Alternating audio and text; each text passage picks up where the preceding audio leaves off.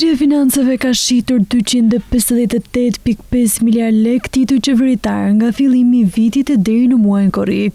Të dhënat tregojnë se qeveria ka nxjerrë në anë kande 1.2 miliard lek bono thesari dhe obligacione më shumë se në 7 mujorin e vitit të kaluar. Që tregon se qeveria ka pasur më shumë nevojë të marrë borxh të brendshëm.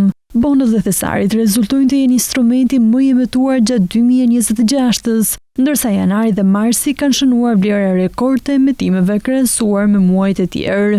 Shitja e titujve qeveritar realizohet në tregun primar dhe sekondar. Në tregun primar qeveria shet për herë të parë tituj dhe merr drejt për drejt parat nga investitorët. Në këtë treg marrin pjesë kryesisht banka tregtare, institucionet financiare dhe në disa raste edhe investitorë të tjerë institucional. Pasi këta tituj janë blerë në tregun primar, ato mund të tregtohen më tej në tregun sekondar. Ky është tregu ku titujt e borxhit që janë emetuar më parë mund të blihen edhe shiten mes bankave, institucioneve financiare apo investitorëve të tjerë, pa përfshirë drejt për drejt qeverinë e transakcion. Sipas një raporti të Ministrisë së Financave për muajin korrik, jeldi mesatari i ofertave konkurruese për bonët e thesarit 12 mujore në muajin korrik 2026 u përmbyll në nivelin 2.67%. Përsa i përket tregut sekondar, nga bankat zhvilluese të tregut u realizuan 2 transaksione.